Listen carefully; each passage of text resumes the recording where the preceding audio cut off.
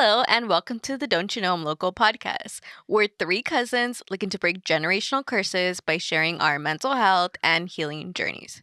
Join me, Candy, Lisa, and Rene. as we talk about The things we're not supposed to talk about. Hi, guys. Hi. What's welcome up? back to our channel. Candy's back. Yay, Hey! Candy. I don't have to host. I'm back. Yes. Welcome back. Thank you. Yes. I know. Feels- It feels it like a feels long weird time. without you. Yeah. It feels like Sure. a long time. It has been like about a month, I think, since the Yeah. four of us, Yeah. the four of us, the three of us recorded. Yeah. Right? Mhm. Yeah. Ooh. So let's see. Today we're going to be talking about exploring the impact of true crime media on mental health. I like this Ooh. one. Yeah, that's Yeah. interesting. I was thinking about my thoughts on all day today. Like, okay, because, well, I'll get into it Yeah. when we get into it. So we're going to be analyzing effects on audiences and psychological well-being. But first, let's get into challenges. Mm. Who wants to go first? I'll go first. Okay. So my challenge was to get the ability. I don't know if I'd call it the ability, but like so Max had a friend's birthday party this weekend, and it was it was here in Vegas, and it was a 90s/2000 dress up party. Ooh, Oh, okay. Fun. But yes, we're all super excited. We dressed up, and it was so much fun. But I was super anxious about going Mhm. because I don't really know his friends too much, but Mm. like, because they're like passerby friends, kind of like, no, they're close to him, but it's just, you know how guys are. Guys are different from Yeah. girlfriends, and guy friends are just more like just text Mhm. forever, and they haven't seen each other in forever, right? Mhm. So I was like, oh, do I really want to go? I don't even drink anymore, so I'm boring, And usually, like at parties, like I'll leave. Either I'll leave the party, like I'm out, Mhm. and everybody's texting me like, "Did you leave?" I'm like, "Yep." or I'll go and have a timeout. Mhm. Mhm. And every party, it doesn't matter where or who or what, Mhm. I always have to take a time out. So with this, I was like, okay, where am I going to take my time out? I'm like looking at spots and stuff. And then there was a place outside. So I was like hanging out outside for a little bit because it was just too much. Like it was just too much, overstimulating, like everybody had a great time. Everybody, no drama, no nothing. But it was just like the fact that I had to go there and socialize Mhm. was like so uncomfortable. And then like it took me a minute to figure people out to how to talk to them. It's been weird. It's been weird because usually Mm. like when I talk to the same people all the time, Mhm. like, so it's really weird to go and talk to strangers, that Mhm. and tell them, our whole life story and everything Mhm. and how we met and how, all the questions, Mhm. So yeah, but I did it. Mhm. I did That's it. cool. And I That's didn't cool. leave. Well, yeah. So yeah. Okay. My challenge is that I'm tired. Mm. Getting used to this new schedule with school and work because I'm going into work late because of school in the mornings twice a week.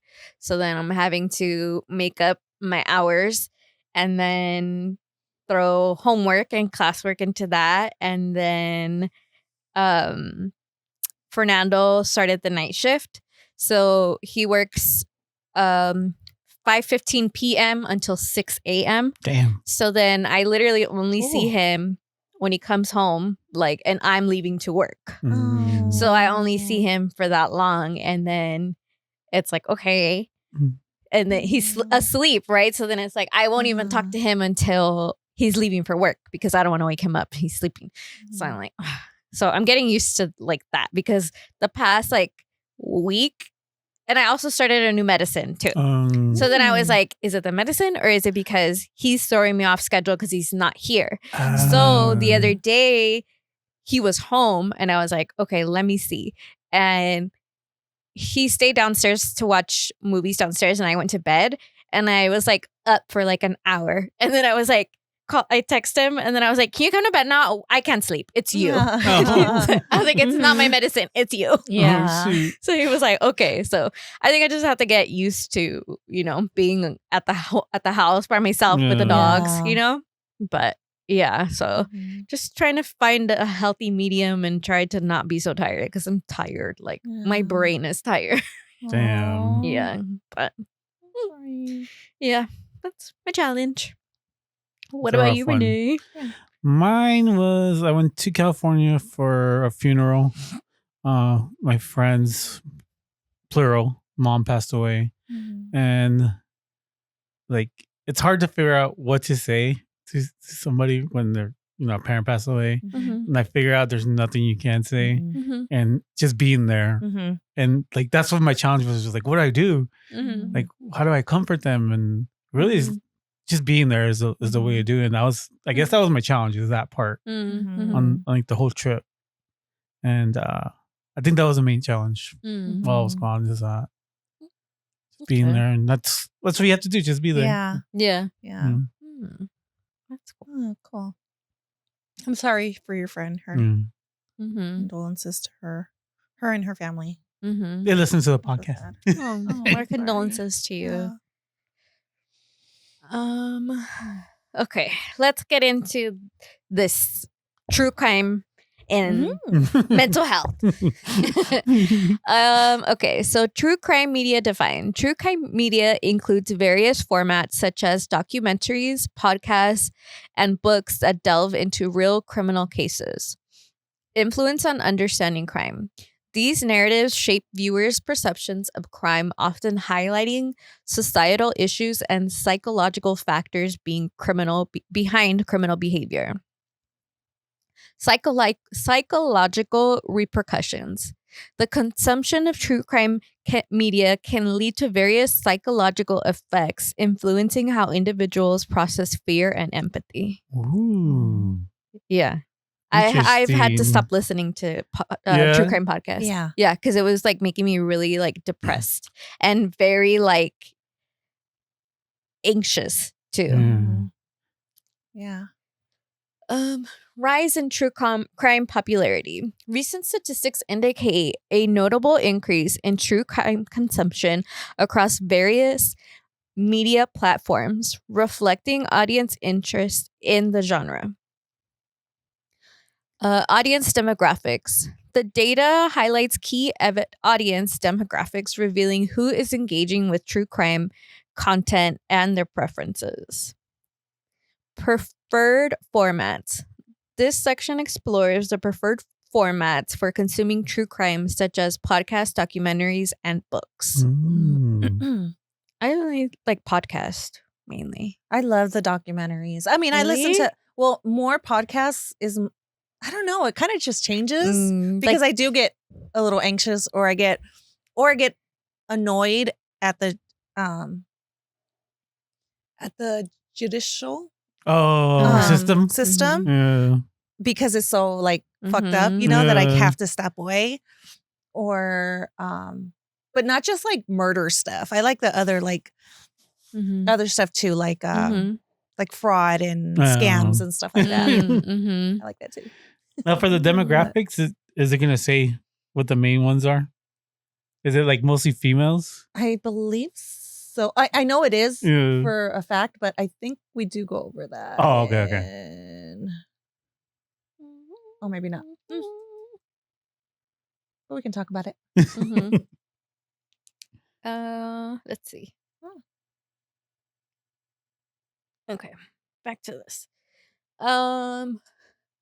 You know what I was thinking? Does well, I guess it wouldn't be true crime because it's not real. Like all the cop shows and stuff like that, like Criminal Minds and all of that. Like I was telling Fernando the other day, we were watching one and I was like, I feel like a lot of people consume like myself included, a lot of those shows, like at the FBI or like Law and Order and all that stuff. And then there was one episode that was like the cops just came in, like they didn't even have a warrant or anything. And then I was like, don't you kind of feel like they're kind of not grooming, but like they're kind of making people okay with the fact that, you know, the cops, because when you watch these shows, you're technically on the cop's side, right? Yeah. So then in real life, if somebody was to come to your house, would That's a you good question point. it, right? Because your only real perception of it is what you've seen on TV, unless you know, the law, you know what your rights are. Right. And how many people would be okay with the cops coming in without a warrant? Right. Because that's what. Very valid point. Damn, I didn't even think about that. Yeah, I thought about it the other day. I was like, they didn't even say anything. They just came in. And I was like, how many of these shows are like that? Where you know, and you don't think about it because you're watching to the show. Yeah, and I'm like, they're basically like making it normal, like normalizing it. Yep. Well, conditioning us. Conditioning us. For sure. I know Criminal Minds and Law and Order Special Victims or Special Unit SUV. Those two are actually based on true cases. Oh wow! So they do; those are actual cases that they go into. So it's kind of it's really sad because those are like the worst ones. Damn. But they have to come from somewhere. Yeah. You know. Yeah, like you think about cops when cops came around. Or like what is it? 24. Where it's like 24 hours. I can't remember what that show's called. Oh, 48 hours. 48 hours, that one. Like 48 hours is how a murder.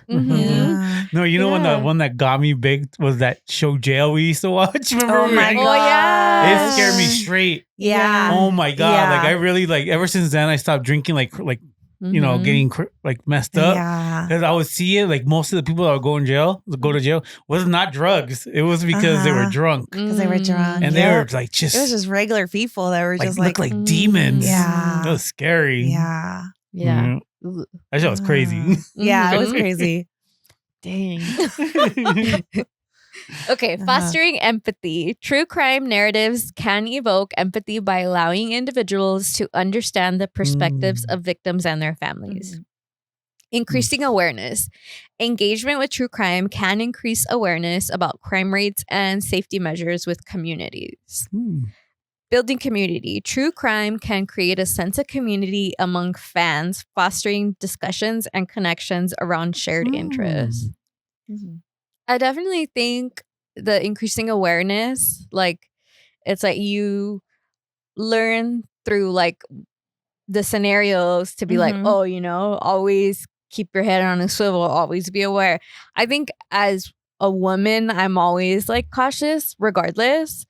But when I listen to that stuff, it's even more like, oh, you know, it's the maintenance guy that has keys that comes in, you know, like people that you don't expect. And it's like, I trust nobody. But then, yeah, it was like gloom and doom. So I like, had to stop listening to it completely. Oh, it's affecting your mental health? Yes, big time. There's this podcast, My Favorite Murder, that they actually talk about so many different mental health, just different stories, but they incorporate that into like true crime and comedy, as in like they're funny, not the stuff that they're talking about is funny.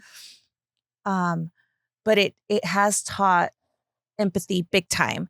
Because you don't think of before, it was like you think about the crime, you think about, you know, the victim and all this stuff, but you don't think about the family, that what they're going through and what they have to like pick up and clean up the crime scene or clean up, you know, like the little things like that you don't like, obviously you don't think about. But when you listen to stuff like this, you're just like, oh shit, you know, there is a lot more things to it. And same thing with increasing awareness, how they have this on that podcast, they have this motto that's, fuck politeness, like, because you know, us women we're programmed to be polite, to say excuse me, to say, oh I'm sorry, you know, it was my fault or whatever, you know. And we can't be like that. Not anymore, not in this world, not anymore. So, you know, Fuck politeness. Yeah, when I'm out there, I'm the opposite way. I'm like, if I see a woman, I make sure to cross the road. Yeah, I have seen guys do stuff or they'll. There's this one. It was a video, but some guy was like, "This is how I like protect my girls," or whatever. When I'm going on my walks, he's like, "Hey, girl!" Like he starts acting like real feminine, and he's like, like she's protected or whatever. But oh my god, how funny! yeah. Invoke empathy. I never thought about the empathy side like you were talking about. Definitely awareness. I was thinking on the way here about like my knife, my purse that goes in my knife. I mean, my knife that goes in my purse, and my therapist being like, "It's not normal to have a purse knife," and I'm like, "Well, hello." And I tried to think how far back it's been that I've carried a knife in my purse because I've always carried a knife in my purse as long as I can remember. And I want to say like since like early 20s that I would carry a knife. And it was like just for like nobody told me to carry a knife. It was just like my feeling of your instinct of like being scared and not knowing what to do and stuff, or like being in situations that I was like, like you can't, no, I'm gonna fight. But then it's like, I'm like, wait, hold on, I gotta open my knife. So like I even carry a knife when I go walk the dogs. Like, and I have that one blade open and like in my little like candy, my fanny pack because I'm like, well, I'm not gonna be like, hold on, let me open my knife. Hold on, don't attack me, I'm not ready. So that one it's open, right? And my dad's like, you need pepper spray, and I'm like, okay, well, you could buy me some pepper spray because I'm going with my knife. And he's like, okay. I'd rather get stabbed than pepper sprayed. Oh my god.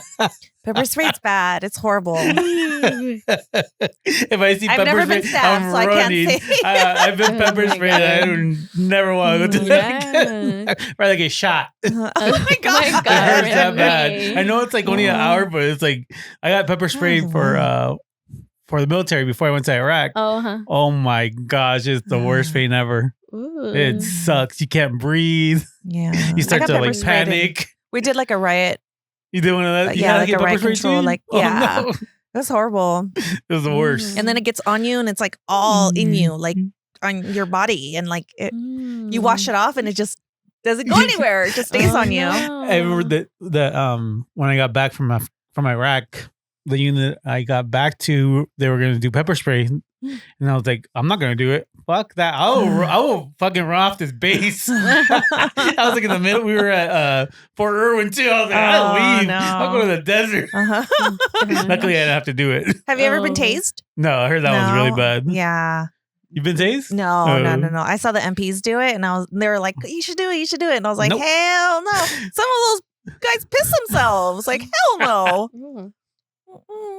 Sorry. Off tangent. I know. Pepper spray. When pepper spray is mentioned, I get triggered. Oh no! Oh my god. Okay, let's get into mental health effects. Potential negative impacts. Heightened anxiety. Exposure to true crime media can increase feelings of anxiety and fear in individuals, especially in vulnerable populations. Fear responses. Consuming alarming content can lead to irrational fears and heightened sensitivity to perceived dangers in daily life. Desensitization to violence.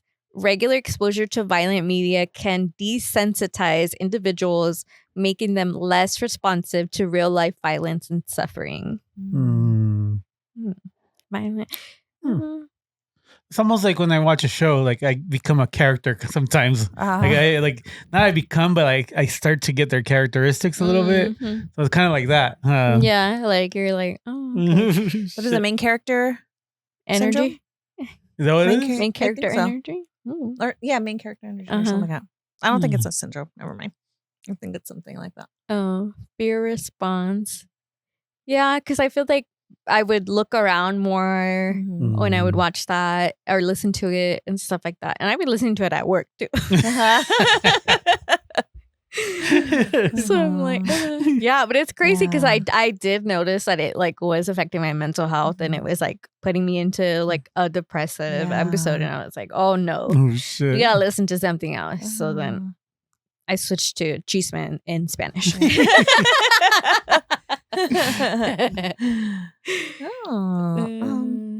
I know like numbers, I should have put numbers on here, but I know numbers have gone up to reporting stuff because previously we didn't, or not we, but like when people wouldn't report them because they're like, oh, it's not a big deal, or oh, nothing's gonna happen to them, or whatever, and it's like we can't think like that. We have to report it. We have to report it. Yeah, because that's how they get away with it. And it's I feel like it's a built up kind of thing. Like it, like something doesn't like domestic violence, right? It's not somebody kills somebody like that's their first time they commit a violence against them. It's a build up to that. So if you don't report that, then you don't report the first one, right? Like a punch or a broken window or something. It's gonna get worse.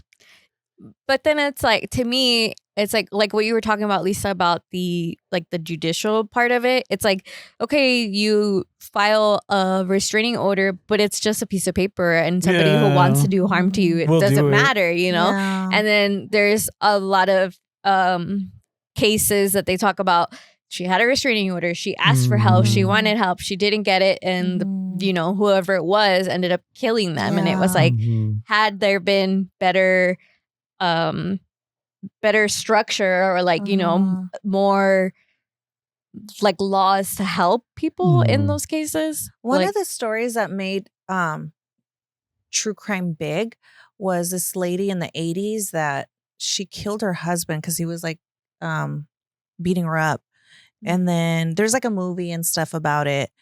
And I think she set him on fire or something something crazy. But she went to jail and they exonerated her like years later because they made it, the Domestic Violence Act or something like that. I could be getting it wrong, but it's something along those lines.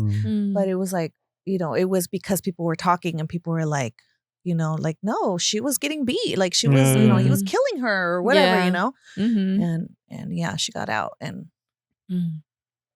it's interesting how like the public can have effect on stuff like that. Like you think about like the Menendez brothers and how people are so involved in their case and stuff like that, and people like advocate for people, or like then you have people who are helping solve cases, you know what I mean? Like people who are like, hey, I know that there's a big like crime podcast community of people who listen, and then I'm like, oh, everybody's a detective. Yeah. What do they call armchair detectives? Something like that. Yeah.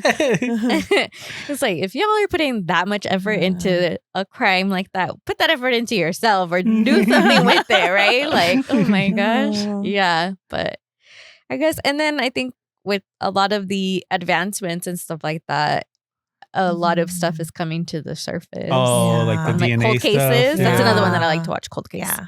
Ooh. Yeah, that's a good one. Yeah. I would watch cold cases. That's in the past. Yeah, exactly. Yeah. Like I always lock my door, right, when I go to sleep, because I was like, it gives me a chance, right? Yeah. Gives me a couple seconds. So I locked the dogs inside the room this morning. I was like, oh shit! I'm like, oh man, they're gonna be in there for a long time. I did it with a butter knife. Just no way. Oh my god! That's how safe you've been. Yeah. Oh my god! I'll start putting the chair there. But pick another door. Oh my gosh, Rene. Hey. That's so funny. I'm like, let's see if she gets it. I'm like, That's wait funny. 1 minute.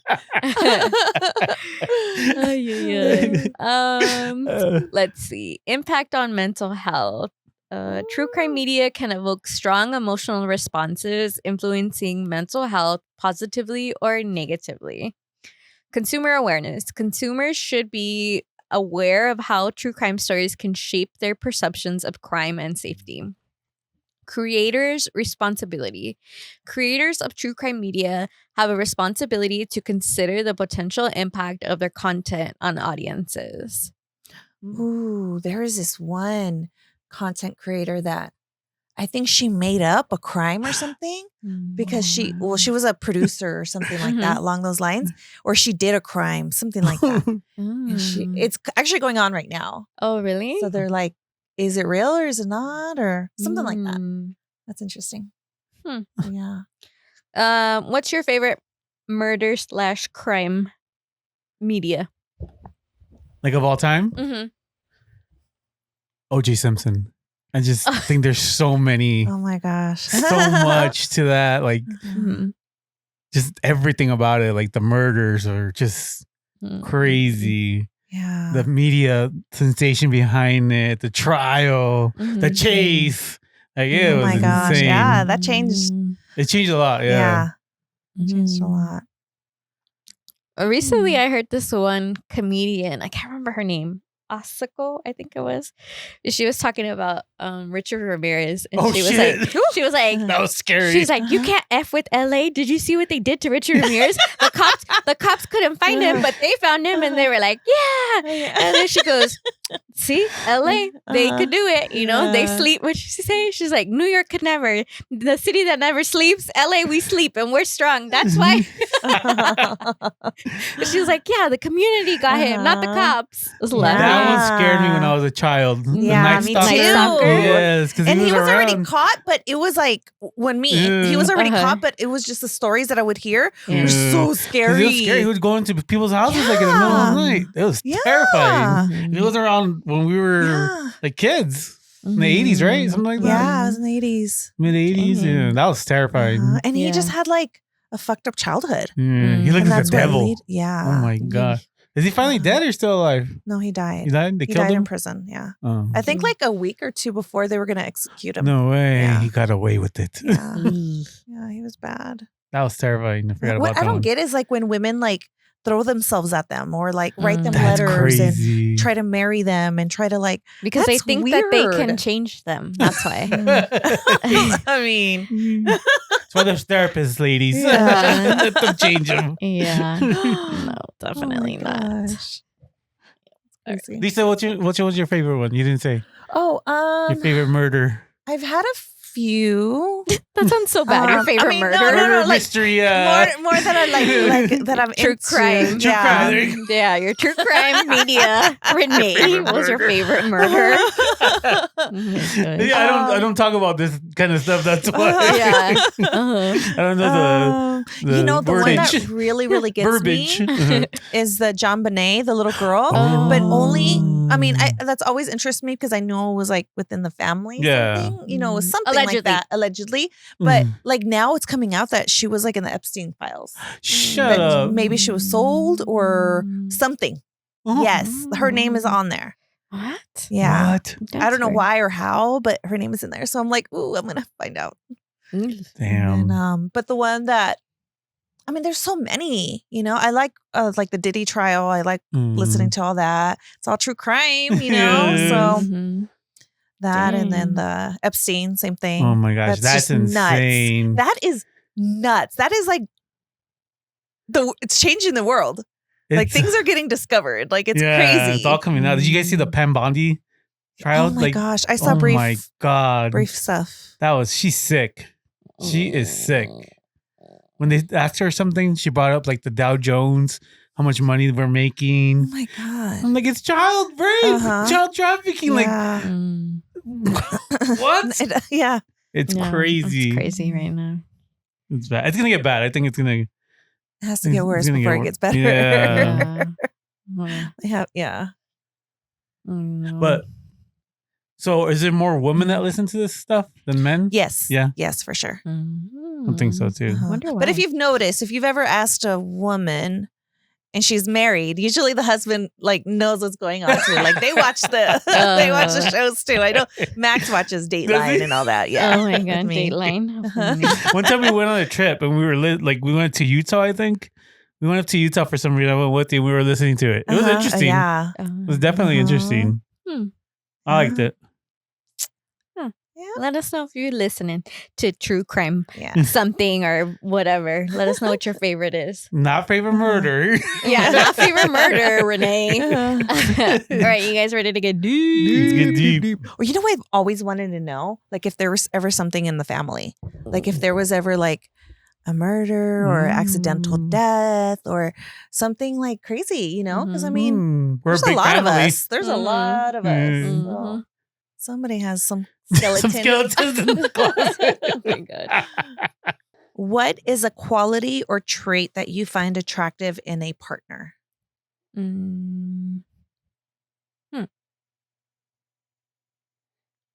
Can it be just? Does it have to be just one, or can I have a list? I think intelligence is the Yeah.